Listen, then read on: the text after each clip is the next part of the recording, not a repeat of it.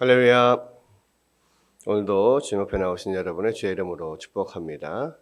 우리의 하나님 말씀 함께 보겠습니다. 하나님 말씀 마태복음 25장 1절부터 30절까지를 함께 읽겠습니다. 그때 천국은 마치 등을 들고 신랑을 맞으러 나간 열 처녀와 같다 하리니 그 중에 다섯은 미련하고 다섯은 슬기 있는 자라. 미련한 자들은 등을 가지되 기름을 가지지 아니하고 슬기 있는 자들은 그릇에 기름을 담아 등과 함께 가져갔더니 신랑이 더디옴으로 다 졸며 잠새 밤중에 소리가 나되 보라 신랑이로다 맞으러 나오라 하매 이에 그 처녀들이 다 일어나 등을 준비할세 미련한 자들이 슬기 있는 자들에게 이르되 우리 등불이 꺼져가니 너희 기름을 좀 나눠달라 하거늘 슬기 있는 자들이 대답하여 이르되 우리와 너희가 쓰기에 다 부족할까 하노니 차라리 파는 자들에게 가서 너희 쓸 것을 사라 하니 그들이 사러 간 사이에 신랑이 오므로 준비하였던 자들은 함께 혼인잔치에 들어가고 문 닫힌지라. 그 후에 남은 처녀 주여 우리에게 열어주소서. 대답하여 이르되 진실로 너희에게 이르노니 내가 너희를 알지 못하노라 하였느니라. 그런즉 깨어 있으라. 너희는 그날과 그때를 알지 못하느니라. 또 어떤 사람이 타국에 갈 때 그 종들을 불러 자기 소유를 맡김과 같으니 각각 그 재능대로 한 사람에게는 금 5달란트를 한 사람에게는 2달란트를 한 사람에게는 1달란트를 주고 떠났더니 5달란트 받은 자는 바로 가서 그것으로 장사하여 또 5달란트를 남기고 2달란트 받은 자도 그같이 하여 또 2달란트를 남겼으되 1달란트 받은 자는 가서 땅을 파고 그 주인의 돈을 감추어 두었더니 오랜 후에 그 종들의 주인이 돌아와 그들과 결산할 때 5달란트 받았던 자는 5달란트를 더 가지고 와서 이르되 주인이여 내게 5달란트를 주셨는데 보소서 내가 또 5달란트를 남겼나이다. 그 주인이 이르되 잘하였도다 착하고 충성된 종아 내가 적은 일에 충성하였음에 내가 많은 것을 네게 맡기리니 내 주인의 즐거움에 참여할지어다 하고 2달란트 받았던 자도 와서 이르되 주인이여 내게 2달란트를 주셨는데 보소서 내가 또 2달란트를 남겼나이다. 그 주인이 이르되 잘하였도다 착하고 충성된 종아 내가 작은 일에 충성하였음에 내가 많은 것을 내게 맡기리니 내 주인의 즐거움에 참여할지어다 하고 1달란트 받았던 자는 와서 이르되 주인이여 당신은 굳은 사람이라 심지 않은 데서 거두고 해치지 않은 데서 모으는 줄을 내가 알았으므로 두려워하여 나가서 당신의 달란트를 땅에 감추어 두었었나이다. 보소서 당신의 것을 가지셨나이다. 그 주인이 대답하여 이르되 악하고 게으른 종아 나는 심지 않은 데서 거두고 해치지 않은 데서 모으는 줄로 내가 알았느냐. 그러면 내가 마땅히 내 돈을 취리하는 자들에게나 맡겼다가 내가 돌아와서 내 원금과 이자를 받게 하였을 것이니라 하고 그에게서 1달란트를 빼앗아 10달란트 가진 자에게 주라. 무릇 있는 자는 받아 풍족하게 되고 없는 자는 그 있는 것까지 빼앗기리라. 이 무익한 종을 바깥 어두운 데로 내쫓으라. 거기서 슬피 울며 이를 갈리라 하니라. 아멘. 자, 오늘은 마태복음 25장 1절부터 30절 말씀을 함께 보는데요. 이제 생명의 삶 본문이 이제 주일까지 되어 있기 때문에 주일날은 저희가 이제 새벽 예배를 안 해서 주일 본문까지 해서 좀 같이 빠르게 한번 훑어보도록 하겠습니다. 자, 이제 25장에는 두 가지 비유가 나옵니다. 25장에는 천국은 마치 이와 같으니라고 하면서 계속 비유가 나오거든요. 지금 24장, 25장 계속해서 지금 이어지는 게 예수님께서 예루살렘 성전 안에서 또 많은 유대 지도자들과 이제 논쟁을 하신 이후에 나와서 이제 감람산을 넘어서 베다니로 가시면서 그 감람산에서 잠깐 앉아서 쉬시면서 이 예루살렘 성전을 바라보며 제자들하고 대화를 하시는 거예요. 제자들이 자 아까 예루살렘 성전이 돌 위에 돌 하나 남김없이 무너질 것이다 뭐 이런 말씀을 하셨는데 그러니까 아마 종말의 때에 이런 일이 있을 건데 그럼 종말은 언제 옵니까? 라고 했을 때, 마지막 때는 어떻습니까? 라고 했을 때, 이제 여러 가지 징조들에 대한 이야기를 쭉 하시고, 이제 24장에서 이제 그런 이야기를 마치시고요. 그래서 이어서 이제 25장에서 비유로 이제 그런 것들을 설명을 하시는 거죠.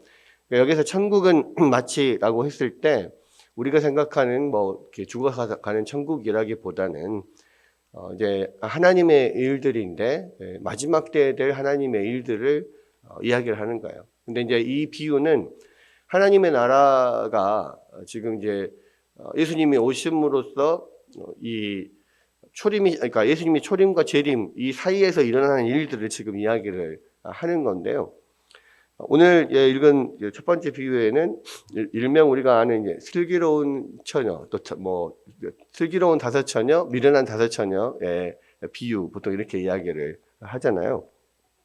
근데 이제 이거를 그때의 천국은 마치 등을 들고 신랑을 맞으러 나간 열 처녀와 같다 하리니라고 말씀을 하시는데, 이게 첫 번째 나오는 비유가 굉장히 의미가 있는 게 뭐냐면, 예수님께서 예수 그리스도가 오실 때 초림과 재림 이 두 번에 걸쳐서 오시는 것과 또 그 안에서 일어나는 모든 일이 사실 혼인잔치하고 굉장히 비슷하거든요.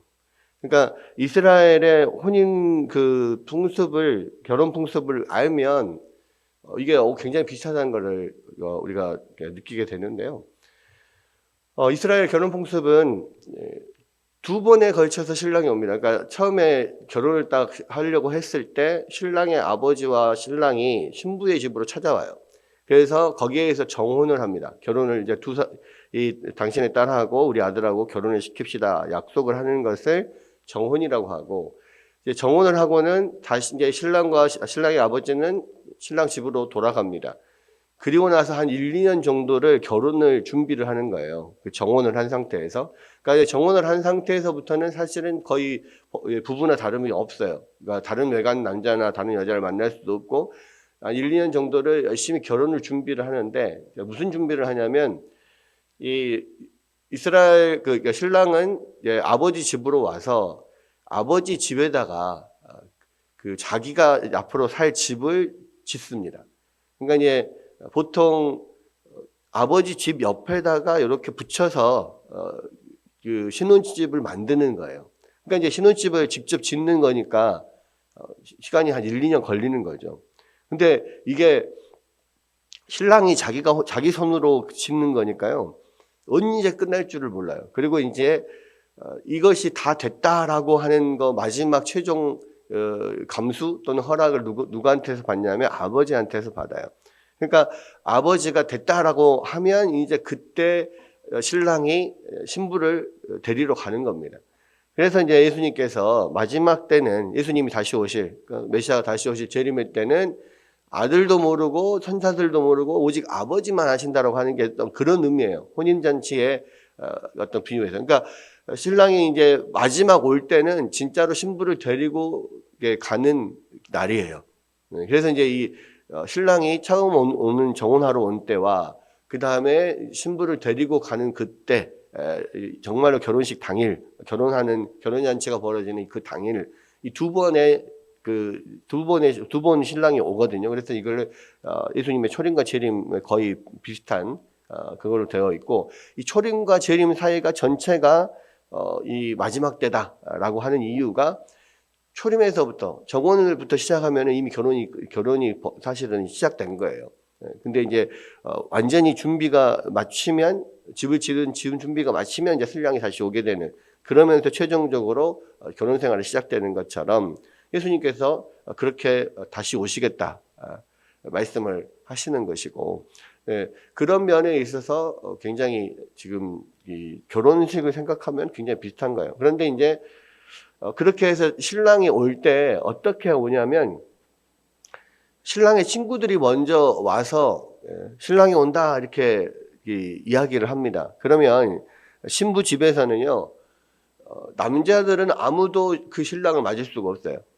약간 우리나라에서 그 옛날 과부들이 재혼할 때 그냥 결혼식을 따로 하지 않고 보쌈 형식으로 해서 이렇게 저녁에 와가지고 신랑과 친구들이 와서 보쌈을 해서 가는 식으로 많이 했었거든요.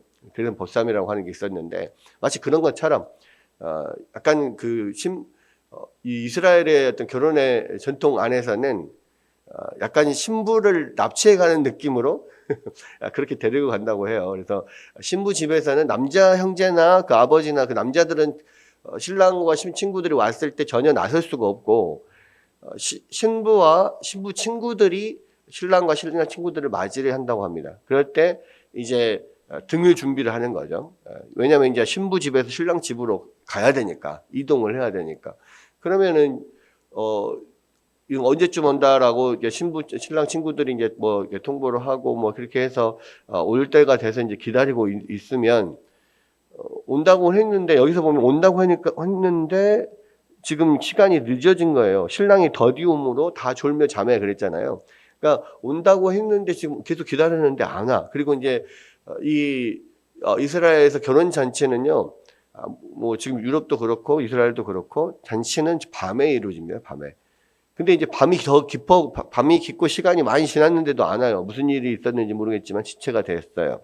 그럼 밤에 신부 친구들이 신랑을 맞이하려면 등불을 준비를 해야 돼요. 왜냐면 그 신부 집에서 신랑 집으로 가는 그 길이 있기 때문에 등불을 준비해야 되는데 대부분은 이제 이 신부 집에서부터 신랑 집으로 같이 가서 거기에서 일주일 동안을 혼인잔치를 하거든요. 그래서 거기에 참여하고 뭐 해야 되니까 사실 얼마나 밤에 시간이 많이 걸릴지 모르고 하다 보니까 이 등불과 함께 반드시 기름을 준비를 해야 돼요.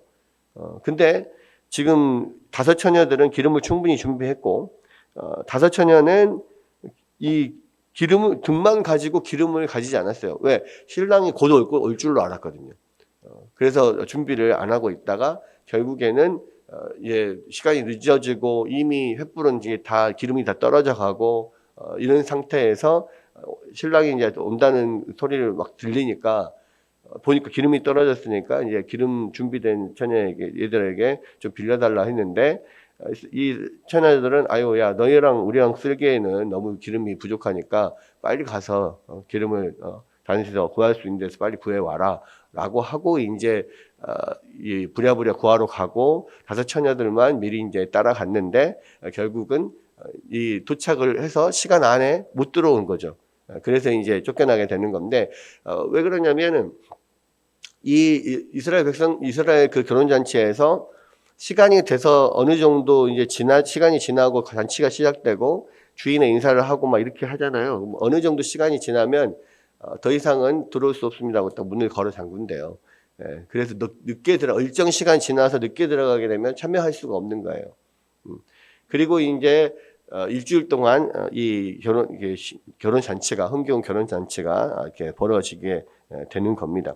자, 그런 면에서 이제 준비가 되어 있느냐? 예수님이 언제 오실지 모른다. 마치 신랑과 신랑 친구들이 언제 올지 모르는 것처럼 언제 올지 모른다. 다만 이때쯤 올 것이다 생각이 되지만 준비가 안 돼 있으면은 안 된다. 그러니까 잘 깨어서 잘 준비하고 있어야 된다. 이런 이야기고요.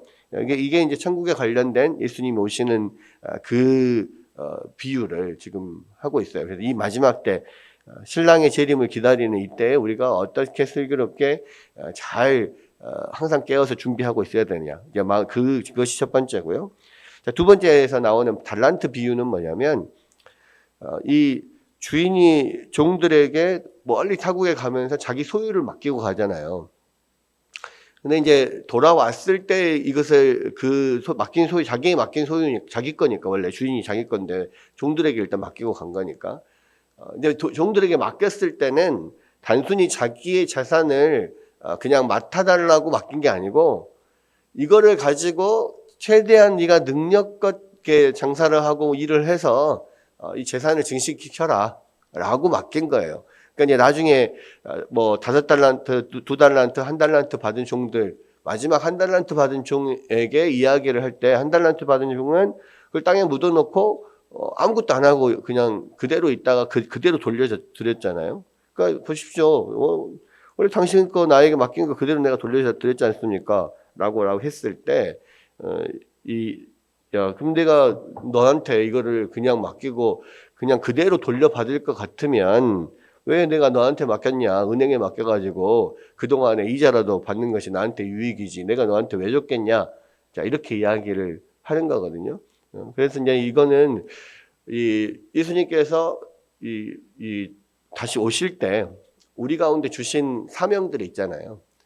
우리 가운데 맡기신 사명들을 얼마나 우리가 잘 그것들을 이루고 많은 것들을 남기고 하나님 앞에서 그런 일들을 이제 성실하게 잘 했는지를 보겠다. 내가 판단하겠다. 마지막 결산을 하겠다라는 이야기입니다. 자, 이 달란트 비유에서 우리가 좀 기억해야 될 게 뭐냐면 이 달란트라고 하는 것이 그렇게 그렇게 작은 돈이 아니라는 거예요. 많은 사람들이 생각을 합니다. 한 달란트는 너무 적게 주니까 뭐 그렇지 않냐라고 생각을 하는데, 그러면 한 달란트는 6천 데나리온이거든요.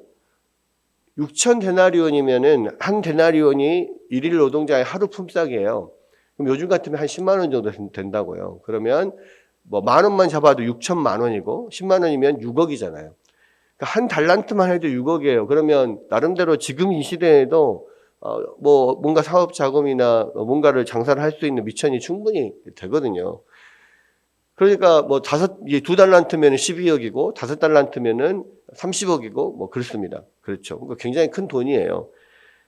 게다가 제가 이거 계산하면서 그렇구나라고 더 놀랬던 게 뭐냐면 6억이다. 한 달란트. 그러니까 6억이다라고 하면 뭐 요즘 우리의 뭐 아파트 시세나 뭐 이런 것들을 봤을 때 뭐 그렇게 큰 돈은 아니라고 생각이 들 수 있어요. 현재 우리의 그 계산으로는. 근데요. 되게 그렇구나라고 생각했던 게 뭐냐면 이 6억을 벌려면요. 6억이면요. 하루에 지금 이제 10만 원씩 버니까 지금 한 데나리온이 10만 원이잖아요. 그러면은 한 달이면 300만 원입니다. 300만 원 월급을 받는 사람이 한 푼도 안 쓰고 몇 년을 모아야 6억이 되냐면요. 20년을 모아야 돼요. 그러니까 6억은 20년 한 달에 300만 원씩 버는 사람이 거의 20년 동안을 한 푼도 안 쓰고 모아야 6억이 돼요. 와, 6억이라는 게 엄청 큰 돈이구나. 요즘에 워낙 뭐 아파트가 막 무슨 서울 아파트 뭐 6억, 10억 넘어가는 건 기본이고 막 이러니까 얼마 안 되는 것 같은데, 야, 이 6억이라는 게 엄청 큰 돈이구나. 현재 우리 시대에도 우리가 크게 안 느껴서 그렇지. 라는 생각을 이제 사실 하게 됐습니다. 그러니까 뭐냐면, 그리고 이제 이 달란트를 재능에 따라서 나눠줬다 그랬잖아요. 그러니까 이 재능은 이제 뭐냐면 능력입니다, 능력. 그러니까 하나님께서 우리 가운데 맡길 때, 어떤 일을 맡길 때, 그 사람에게 능력에 맞게 맡기신다는 말이에요. 능력에 버거운 걸 맡기시지 않아요. 우리 안에 있는 것은 다 저마다의 능력이 있습니다. 그리고 그 능력이 사실 적지 않아요. 한 달란트라고 해도 적지 않아요. 근데 중요한 것은, 많이 받았냐, 적게 받았냐가 문제가 아니라, 하나님께서는 우리 가운데 충분히 주셨어요. 우리 가운데 문제는 뭐냐면, 최선을 다해서 성실하게 그것을 잘 사용하고 우리의 능력을 가지고 하나님의 뜻을 잘 이루었냐, 이게 중요한 거라는 거예요. 그러니까 성실성이 중요해요. 그러니까 저 사람이 나보다 더 많은 것을 이뤘고 나는 적게 이뤘고, 우리는 항상 맨날 학교에서나 어디에서나 상대평가를 하기 때문에 자꾸 비교를 해서 나는 이거밖에 못했네 라고 생각을 하지만, 하나님께서는요 우리 가운데 다 저마다의 능력에 맞게 충분하게 주셨어요.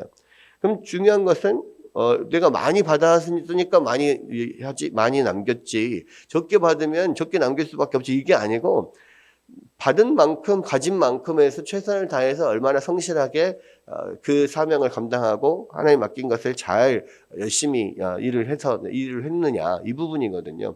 그래서 사실은 5달란트 받은 종이 5달란트를 남겼을 때와 2달란트를 받은 종이 2달란트를 남겼을 때 양은 분명히 다르죠. 이익을 30억을 낸 사람하고 12억을 낸 사람하고 분명히 차이가 크지만, 그러나 예수님께서 주인의 칭찬은 똑같았어요. 그 보상이 다르지 않아요. 그냥 똑같이 아유 잘했다 착하고 충성된 종아, 작은 일에 충성했으니 이 큰 일을 너에게 맡기겠다. 나의 잔치에 와서 참여해라. 여기에도 어떤 나의 즐거움에 참여라고 하는, 주인의 즐거움에 참여하라고 하는 게 어떤 결혼 잔치의 어떤 그런 비유, 그런 느낌이 계속 지금 있는 거예요. 그래서 그런 잔치에 참여하는, 또 주인의 즐거움에 참여하는 어떤 그러한 보상을 받는 거잖아요. 그러니까 지금 첫 번째 비유와 두 번째 비유가 어떤 혼인잔치의 개념 안에서 이렇게 연결되어 있고, 우리가 천국에 들어가서 주님과 함께 기쁨 안에서 사는 것이 그 잔치에 참여하는 것과 같아요. 이 땅에서의 혼인잔치는 기껏해야 일주일이지만 하나님 나라의 혼인잔치는 영원한 잔치잖아요. 네, 영원한 즐거움을 누리는 거죠. 네. 그런 면에서 우리가 남긴 것에 대해서 어떤 많이 남겼냐 적게 남겼냐에 따라서 뭐 차별 보상을 받는 것은 아니지만, 그러나 중요한 것은 뭐냐, 우리가 받은 만큼 열심히 그것을 사용하고 하나님께 영광을 돌리고 또 주님께서 주신 사명을 잘 이루는 것, 성실하게 이루느냐, 이것이 되게 중요하다는 거죠. 그래서 이제 주님 오실 날이 얼마 남지 않았습니다. 신랑이 다시 오실 날이, 천국 잔치가 벌어질 날이 얼마 남지 않았기 때문에 슬기로운 다섯 처녀처럼 잘 깨워서 준비하고 또 맡겨진 것을 열심히 우리가 해서 하나님께 영광을 돌리고 많은 것들을 이렇게 사명을 잘 이루는 것, 이것이 우리가 마지막 시대를 살아가는 우리의 자세라는 거죠. 네. 그런 면들을 지금 예수님께서 비유로 말씀을 하시는 겁니다. 그러니까 오늘도 우리 가운데 하루라고 하는 달란트를 하나님께서 주셨는데요. 이 하루를 주님께서 기뻐하시는 방향으로 또 열심히 최선을 다해서 사용하여서 하나님께 또 주님께 영광을 돌리고, 결국 이 하루하루가 모여서 마지막 주님 오실 때 잘했다 착하고 충성된 종아 라고 칭찬을 들을 수 있는 우리 모두가 되기를 주의 이름으로 축원합니다.